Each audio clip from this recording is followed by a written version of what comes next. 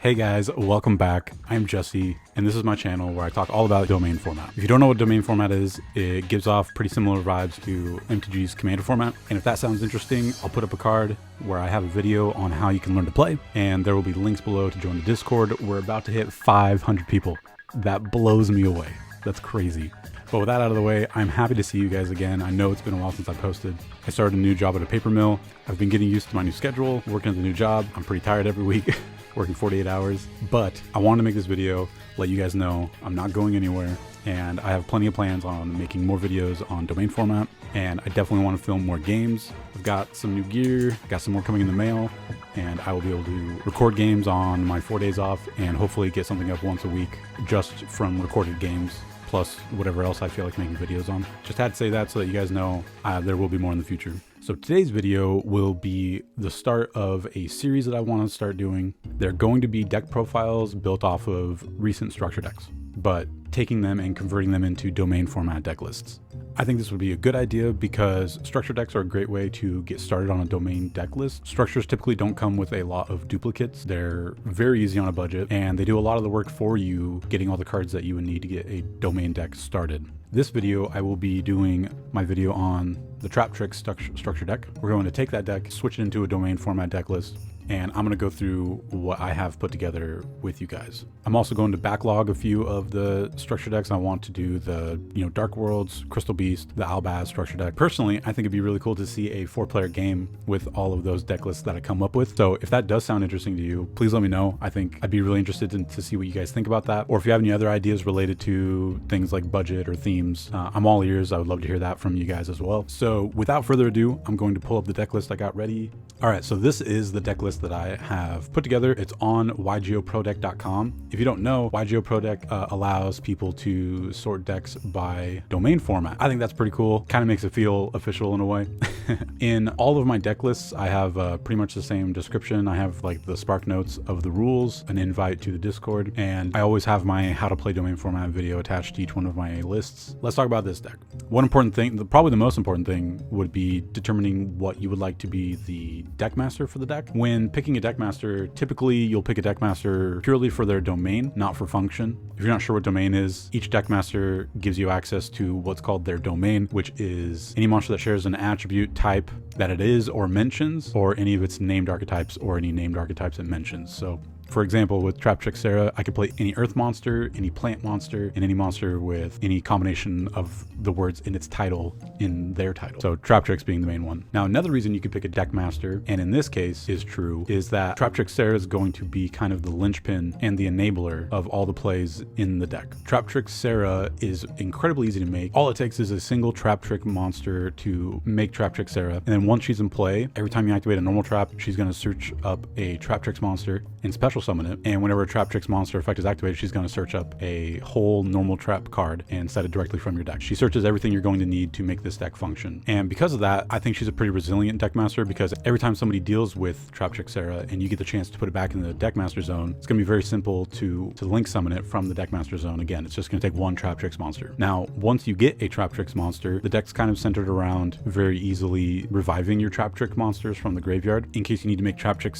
If you already have Traptrix, then you can move on to the rest of the extra deck. So we're playing things like Premature Burial, Monster Reborn, Soul Charge, Call of the Haunted, Back to the Front. There's lots of ways of special summoning them from the graveyard. On top of all the Vernisylph monsters, they all also revive Earth type monsters, of which Traptrix monsters are all Earth. So that's perfect. Now, to make sure that all these revive effects aren't dead, we're running a little bit of self-mill. By discarding a Yugioh or Kelbeck will allow you to mill 5 cards, hopefully giving you some additional targets for the rest of the Vernisylph monsters in your hand or the revival effects that you have. Gravekeeper's Trap is pretty versatile in this list because it allows us to search for the Ishizu cards or the Vernisylph because they are Earth Fairies. Hopefully all of this allows us to get out enough materials to start going into the extra deck. All the Traptrix are either Lynx or Xyz monsters, so hopefully that will work out as planned. The other interesting way that the Ishizu cards help out our deck is with Keldo and Mudora. While they're in the graveyard, they can be used to shuffle shuffle cards back into our library. These will mainly be our, our trap hole cards. Since Sarah is going to be pulling out, all the trap tricks that we need, all the trap holes that we need, having the ability to shuffle them, some of them back in, will be very beneficial to us. We also have Jar of Avarice, an MVP for domain format in my opinion. I would particularly use this to shuffle in traps, since this is one of the few cards that can. And then we also have Jar of Avarice, which I would particularly use to shuffle back in the extra deck monsters to summon them again. And because those Ishizu monsters are going to be banishing themselves and will most likely be banishing monsters with Traptrix Garden, there's also a few ways to get back banished cards. Mainly Pot of Acquisitiveness, very important for getting those cards back, hopefully to use again. Return from different dimension to bring back monsters. Another interaction that's pretty cool about the Traptrix is that the extra deck monsters are unaffected by trap effects, not just trap hole effects, but trap effect. While you have, Sarah out, she's pretty vulnerable on her own, doesn't have a lot of attack, easy to go over. With any of them out, whenever you play Torrential Tribute or Needle Sealing, you'll clear the board except for your extra deck Traptrix monsters, which can help immensely get you ahead of the game in when you have 3 opponents. Some other cool cards that help with the long game, I would say Ultimate Offering. This will definitely, even though you're paying 500 life points, it will definitely help save you when you're wide open and people think they can just swing in at you for free. You can activate it, set down a monster that they'll have to get through to start attacking you. Redeemable Jar is interesting. Unfortunately, there's no way to get back the banished traps in this list, but banishing one trap to get one trap from your graveyard to your hand, you'll be able to use, whichever one's best suited multiple times. It'll be nice. Lincoln of Reigns is interesting with Sarah as the deck master. It allows you to link summon her without fear of interruption. Get back one of your Traptrix monsters when it is inevitably taken care of. Another, what I would call MVP in domain format, Titanocider. Because there are 4 players, you could set it on your turn, activate it on player 2's turn, set it on 3 players' turn, activate it again on player 4's turn. You can get 1 or 2 activations out of it per cycle. It's quite handy. Being a budget list, it doesn't particularly have too many hand disruptions. We got Retaliating Sea. I guess Kelbeck kind of counts as well. Being stuck to Earth,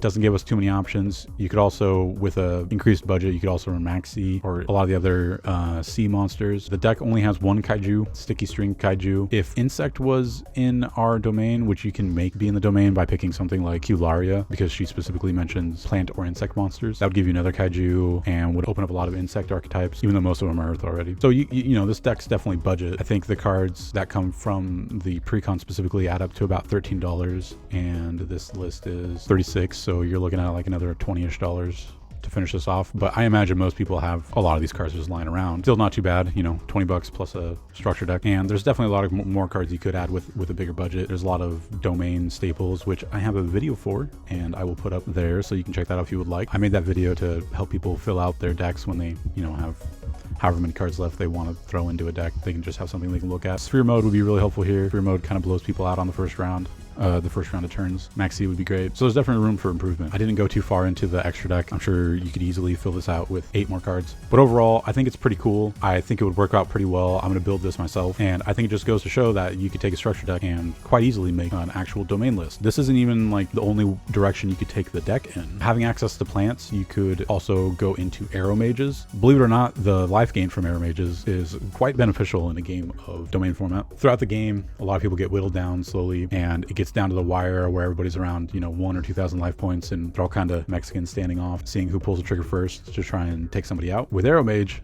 there's lots of ways of gaining life. Once it gets down to that standoff point, you would probably they'll have 8,000 life points, which kind of puts a target on your back, but gives you that cushion. It's nice. And Arrow Mage is, control centered, just like Traptrix. You just got to watch out because I believe Aroma Safari, the Link monster, and one of the traps, I think Dried Winds, doubles the budget of the deck. Those 2 cards are not budget friendly. All that extra life gain you'd be getting would just mean you could summon Sarah more time. Naturia would be a great archetype to go into, seeing as they're all Earth, and would give you more access to more floodgatey stun strategy, and probably not actually feasible, but it would be really entertaining to try and mix the Traptrix with, say Labyrinth. You could play something like Fiendish Rhino, which is an Earth Fiend, so you would have Earth access to all Traptrix, and then you would have Fiend access to all the Labyrinth support. But I'm pretty sure a lot of the Labyrinth stuff locks you into Fiend, so it probably wouldn't work out as well as I would hope. But yeah, that is the Sarah Traptrix deck. That's just the first example. I think you could easily take any structure deck and transition it into a domain format deck list,